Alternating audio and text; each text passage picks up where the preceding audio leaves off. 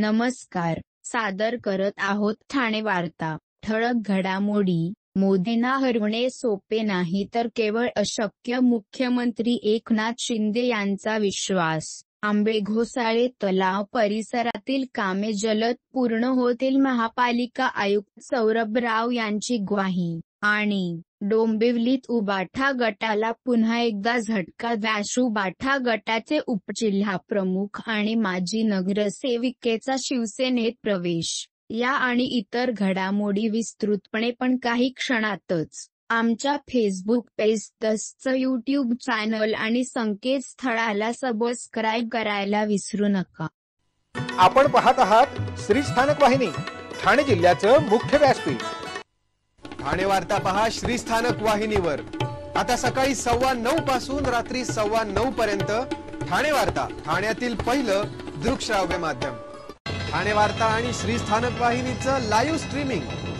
ठाणेवार्ता.com वरील live स्ट्रीमवर click करा आणि अगदी मोबाईलवरही ठाणे वार्ता श्री स्थानक वाहिनीचा आनंद लुटा.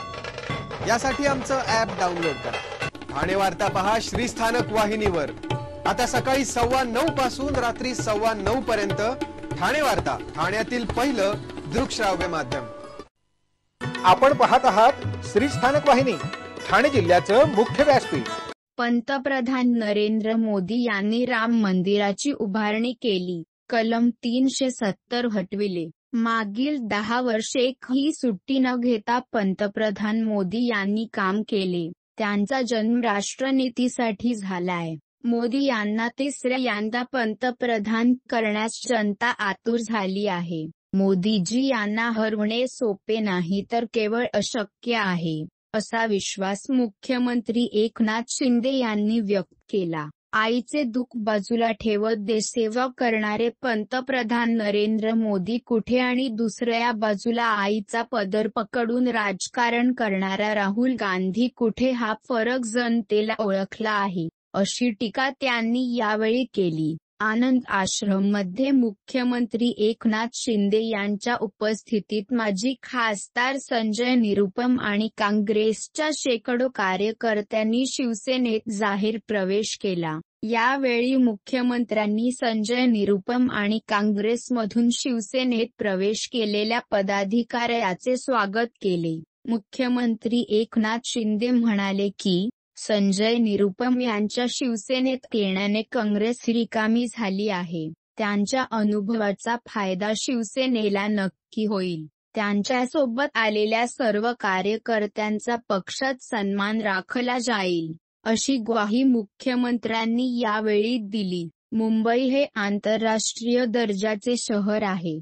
त्या दृष्टीने इतकी वर्ष सत्तेत असणाऱ्यांनी या शहराचा विकास करायला पाहिजे होता. मात्र दुर्दैवाने त्यांनी मुंबईकरांचा विचार केला नाही. त्यांनी फक्त स्वतःचा विचार केला, असा घणाघात मुख्यमंत्री एकनाथ शिंदे यांनी उबाठा गटावर केला. संजय निरुपम यावेळी म्हणाले की, बाळासाहेबांच्या विचारानुसार काम करताना काँग्रेसमध्ये अडचण येत होती.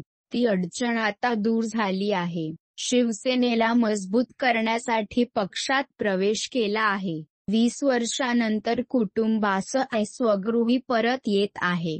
कल्याण लोकसभेचे महायुतीचे उमेदवार श्रीकांत शिंदे यांनी मलंगगडच्या आंबे गावात गरमागरम बटाटा भजींचा आस्वाद घेतला.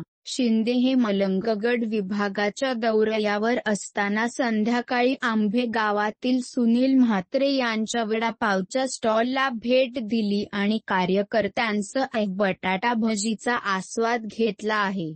कल्याण लोकसभा मतदारसंघासाठी शिवसेना ठाकरे गटाकडून माजी महापौर रमेश जाधव यांनी उमेदवारी अर्ज दाखल केला आहे. कल्याण लोकसभा मतदारसंघासाठी महाविकास आघाडीकडून केडीएमसीचे माजी महापौर रमेश जाधव यांनी सावळाराम क्रीडा संकुलातील निवडणूक कार्यालयात उमेदवारी अर्ज दाखल केला आहे.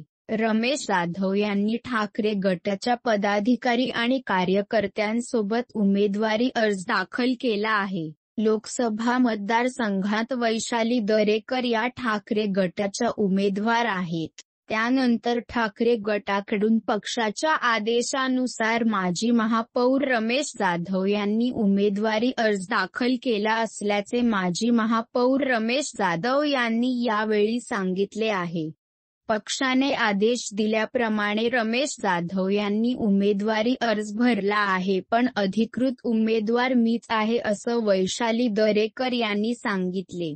पक्षाच्या आदेशाप्रमाणे कार्यकर्ते, पदाधिकारी काम करत असतात.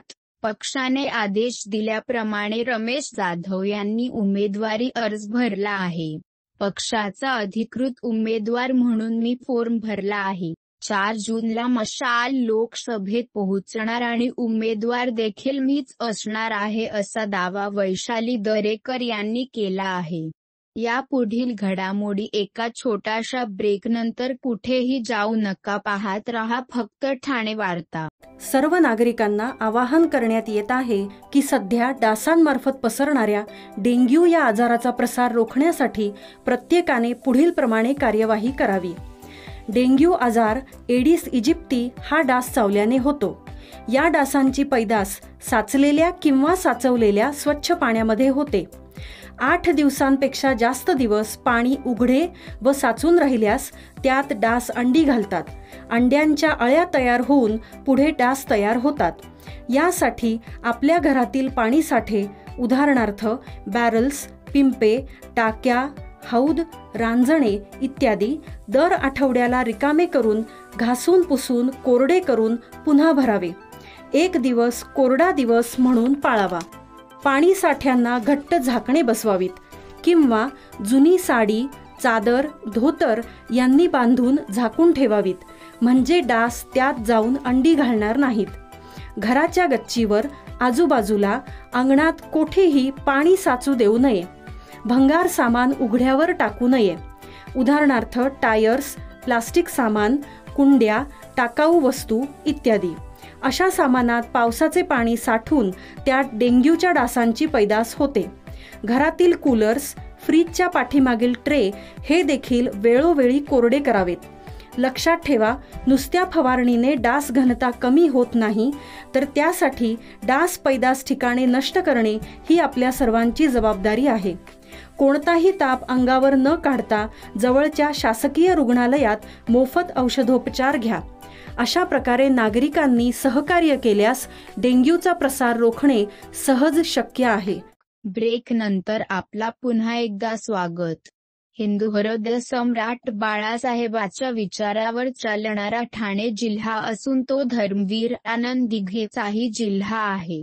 धर्मवीरांना साजेसे काम आपल्याला करायचे आहे. बाळासाहेबांचे आशीर्वाद आपल्या पाठीशी आहेत. त्यामुळे महायुतीचे सर्व पदाधिकारी आणि कार्यकर्ते एकजुटीने काम करतील आणि विरोधक चारी मुंड्या चित होतील, असा विश्वास मुख्यमंत्री एकनाथ शिंदे यांनी व्यक्त केला. ठाणे लोकसभा मतदारसंघाचे महायुतीचे उमेदवार नरेश म्हस्के यांनी उमेदवारी अर्ज दाखल केला. यावेळी निघालेल्या विराट प्रचार रॅलीला मुख्यमंत्र्यांनी संबोधित केले. नरेंद्र मोदींना पुन्हा पंतप्रधान करण्याचा संकल्प लोकांनी केला आहे. तुमचा ठाणेकर या राज्याचा मुख्यमंत्री आहे. केवळ ठाण्यातच नाही तर संपूर्ण राज्यात कधी नव्हे इतकी विकास कामे केली आहेत. आपले सरकार येण्यापूर्वी सणांवर बंदी होती. घरात बसून सरकार चालवता येत नाही. फेसबुक लाईव्ह याने सरकार चालत नाही, अशी टीका मुख्यमंत्र्यांनी उबाठावर केली. अहंकारामुळे राज्य अधोगतीला चालले होते. या विरोधात आपण उठाव केला. बाळासाहेब ठाकरे आणि धर्मवीर आनंद दिघेच्या विचारांचे सरकार आपण स्थापन केले. मागील 2 वर्षात राज्यात प्रचंड काम झाले आहे. हे काम मतदारांपर्यंत पोहोचवायचे आहे, असे आवाहन मुख्यमंत्र्यांनी कार्यकर्त्यांना केले. आजची प्रचंड गर्दी पाहता नरेश म्हस्के यांच्या विजयावर शिक्कामोर्तब झाले आहे. नरेश म्हस्के यांना मत म्हणजे पंतप्रधान नरेंद्र मोदी यांना मत आहे. यंदाची निवडणूक ही विकासाची निवडणूक असून देशाला पुढे नेण्यासाठी पंतप्रधान नरेंद्र मोदी यांचे हात बळकट करणे आवश्यक असल्याचे मुख्यमंत्री म्हणाले. विरोधकाच्या पायाखालची वाळू सरकली आहे. त्यांना डोळ्यासमोर पराभव दिसत असल्याने आता पंतप्रधान नरेंद्र मोदी विरोधात नवी टूम काढली आहे. मोदी पुन्हा पंतप्रधान झाले तर संविधान बदलणार असा आरोप करत आहेत. मात्र जोवर चंद्र आणि सूर्य आहे तोवर बाबासाहेबांचे संविधान कोणी बदलणार नाही, अशी ग्वाही मुख्यमंत्र्यांनी दिली. मविआला भिवंडीत काही सुचले नाही म्हणून उमेदवार घेतला शिवसेनेचा आणि तिकीट दिले राष्ट्रवादीचे असा टोला देवेंद्र फडणवीस यांनी महाविकास आघाडीला लगावला. नरेंद्र मोदींच्या टीममधील केंद्रीय मंत्री आणि लाडके खासदार कपिल पाटील यांच्या उमेदवारी अर्ज भरण्यासाठी आपण एवढ्या मोठ्या संख्येने आलो. ही गर्दी पाहिल्यानंतर माझ्या मनामध्ये कुठली चिंता राहिली नाही. यावेळी सगळ्यात जास्त मताने भिवंडीची जागा कपिल पाटील निवडून येतील. ही निवडणूक देशाची निवडणूक आहे, गल्लीची निवडणूक नाही. दिल्लीची निवडणूक आहे. कोणाच्या हातात भारत त्याचा फैसला करणारी निवडणूक आहे. आपल्यासोबत राष्ट्रवादी, शिवसेना, मनसे, RTF संघटना आहेत. त्यामुळे मोठी आणि मजबूत आपली युती आहे. आमच्या विकासाच्या गाडीला मोदींचे इंजिन, त्याला सगळ्याचे डबे लागले आहेत.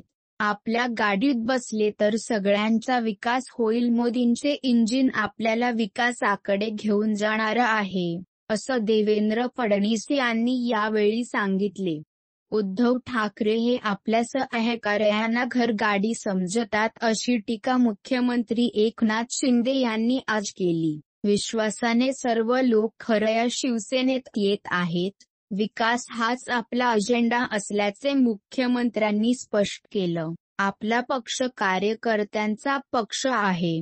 इथे कोणी मालक नाही, नोकर नाही. मात्र ठाकरे गटात सावळा गोंधळ सुरू आहे. बाळासाहेब ठाकरे आपल्या सहकार्यांना सवंगडी समजत असतं, मात्र उद्धव ठाकरे सहकार्यांना घरघडी समजतात, अशी टीका मुख्यमंत्र्यांनी केली. ठाकरे गटात उमेदवारीवरूनही सावळा गोंधळ आहे. ठाकरे गटात उमेदवारी अर्जावरूनही संभ्रमाचे परिस्थिती आहे. जिंकण्याचा विश्वास नसल्याने उमेदवारी अर्ज दाखल करावा लागतो. त्यांनी बाळासाहेबांचे विचार सोडले आहेत, त्यांना फक्त पैसे हवे आहेत, असा टोलाही मुख्यमंत्र्यांनी यावेळी लगावला. कल्याण लोकसभेत उबाठा गटाला पुन्हा एकदा झटका बसला आहे. उबाठा गटाचे कल्याण ग्रामीणमधील उपजिल्हाप्रमुख प्रकाश म्हात्रे आणि माजी नगरसेविका प्रेमा प्रकाश म्हात्रे यांनी आज मुख्यमंत्री एकनाथ शिंदे आणि खासदार डॉक्टर श्रीकांत शिंदे यांच्या उपस्थितीत मुख्यमंत्र्यांच्या ठाणे निवासस्थानी शिवसेनेत प्रवेश केला. त्यामुळे आठवडाभरात उबाठा गटाला कल्याण डोंबिवलीत दुसरा मोठा झटका बसला आहे. यापूर्वी उबाठा गटाचे शहर प्रमुख विवेक खामकर, महिला जिल्हा संघटक कविता गावंड यांच्यासह शेकडो पदाधिकारी आणि कार्यकर्त्यांनी 2 दिवसांपूर्वी शिवसेनेत प्रवेश केला होता. उबाठा गटाचे उपजिल्हाप्रमुख प्रकाश म्हात्रे, माजी नगरसेविका प्रेमा प्रकाश म्हात्रे हे उबाठा गटात सक्रिय होते. त्यांच्यासह केशव पाटील, शाखा प्रमुख परेश पाटील, उमेश सुर्वे, अशोक पाटील, विजय पाटील आणि अन्य कार्यकर्त्यांनी शिवसेनेत प्रवेश केला. आपल्याला विश्वासात घेतले गेले नाही आणि आपला भ्रम निराश झाल्याची खंत यावेळी प्रकाश म्हात्रे यांनी व्यक्त केली.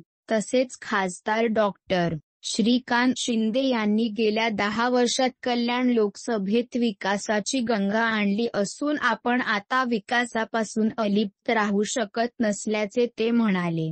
शिवसेनेत 40 वर्ष काम करूनही मला मातोश्रीवर कुणी ओळखत नाही. बाळासाहेब हयात होते तोपर्यंत आमची श्रद्धा होती, पण आता आमची मातोश्री ठाणेच आहे, अशी भावना यावेळी प्रकाश म्हात्रे यांनी व्यक्त केली. तर या सर्वांना उबाठा गटात मिळालेली वागणूक या सर्वाला कारणीभूत असून दुसरीकडे राज्य सरकार आणि शिवसेना यांचे काम उत्तम सुरू आहे. विकास हाच आमचा अजेंडा आहे. त्यामुळे एका विश्वासाने लोक शिवसेनेत येत असल्याची प्रतिक्रिया यावेळी मुख्यमंत्री एकनाथ शिंदे यांनी दिली. आंबे घोसाळे तलाव परिसरातील सर्व कामे जलद गतीने पूर्ण होतील. तसेच ज्येष्ठ नागरिकांनी मांडलेल्या सूचनांचा विचार करून प्रशासन आवश्यक कार्यवाही करेल, अशी ग्वाही ठाणे महापालिका आयुक्त सौरभ राव यांनी दिली. उथळसर प्रभाग समिती क्षेत्रात सर्वंकष स्वच्छता मोहिमेस आरंभ झाला. आंबे घोसाळे तलाव, मीनाताई ठाकरे चौक परिसर, के विला, राबोडी, ऋतू पार्क आदी भागात या मोहिमेत स्वच्छता अभियान राबविण्यात आले. त्यात रोटरी क्लब, शिवशांती प्रतिष्ठान, स्थानिक नागरिक, महापालिका अधिकारी आणि कर्मचारी सहभागी झाले. या मोहिमेदरम्यान आयुक्तराव यांनी आंबे घोसाळे तलाव परिसराची पाहणी केली. त्यावेळी स्थानिक नागरिक, ज्येष्ठ नागरिक संघाचे प्रतिनिधी यांच्याशी आयुक्तांनी संवाद साधला. शौचालयातील पाण्याची समस्या, स्वच्छता, परिसरात टाकला जाणारा कचरा याविषयी नागरिकांनी माहिती दिली. तसेच सौंदर्यीकरण कामाबाबत सूचनाही केल्या. या तळ्याला लागून असलेल्या पंडित जवाहरलाल नेहरू यांच्या पुतळ्याचा परिसर, मीनाताई ठाकरे चौक परिसर यांचीही आयुक्तांनी पाहणी केली. ज्येष्ठ नागरिकांनी केलेल्या सूचनांचा पूर्ण विचार करून त्यानुसार कार्यवाही केली जाईल. या परिसरात नागरिकांना अधिकाधिक स्वच्छ आणि सुंदर वातावरण कसे मिळेल या दृष्टीने महापालिका प्रयत्न करेल, असेही आयुक्तराव यांनी स्पष्ट केले. उथळसर मधील मुख्य नाल्याच्या सफाईचा आढावा यावेळी आयुक्तराव यांनी घेतला. नाले सफाई वेळेत पूर्ण करण्यावर विभागाने लक्ष ठेवावे, असे निर्देश आयुक्तांनी पाहणीनंतर दिले. आपण पाहत आहात श्री स्थानक वाहिनी, ठाणे जिल्ह्याचं मुख्य व्यासपीठ. ठाणे वार्ता पहा श्री स्थानक वाहिनीवर. आता सकाळी 9:15 पासून रात्री 9:15 पर्यंत ठाणे वार्ता, ठाण्यातील पहिलं दृकश्राव्य माध्यम. ठाणे वार्ता आणि श्री स्थानक वाहिनीचं लाईव्ह स्ट्रीमिंग ठाणेवार्ता.com वरील लाईव्ह स्ट्रीमवर क्लिक करा आणि अगदी मोबाईलवरही ठाणे वार्ता श्री स्थानक वाहिनीचा आनंद लुटा. यासाठी आमचं ॲप डाउनलोड करा. ठाणे वार्ता पहा श्री स्थानक वाहिनीवर. आता सकाळी 9:15 पासून रात्री 9:15 पर्यंत ठाणे वार्ता, ठाण्यातील पहिलं दृकश्राव्य माध्यम. आपण पाहत आहात श्री स्थानक वाहिनी, ठाणे जिल्ह्याचं मुख्य व्यासपीठ. आपण आपले कार्यक्रम अथवा बातम्या आम्हाला ठाणेवार्ता@gmail.com या आमच्या ईमेलवर कळवू शकता. ठळक घडामोडी शेवटी पुन्हा एकदा. मोदींना हरवणे सोपे नाही तर केवळ अशक्य. मुख्यमंत्री एकनाथ शिंदे यांचा विश्वास. आंबे घोसाळे तलाव परिसरातील कामे जलद पूर्ण होतील, महापालिका आयुक्त सौरभ राव यांची ग्वाही. आणि डोंबिवलीत उबाठा गटाला पुन्हा एकदा झटका. उबाठा गटाचे उपजिल्हाप्रमुख आणि माजी नगरसेविकेचा शिवसेनेत प्रवेश. या होत्या ठाणे वार्ता. आपली एखादी बातमी बघायची राहून गेल्यास आपण आमच्या ठाणेवार्ता.in या संकेतस्थळाला किंवा फेसबुक पेज तसंच यूट्यूबचे चॅनेलला अवश्य भेट द्या. मग पुन्हा भेटू पुढील बातमीपत्रात, फक्त श्री स्थानक वाहिनीवर. धन्यवाद.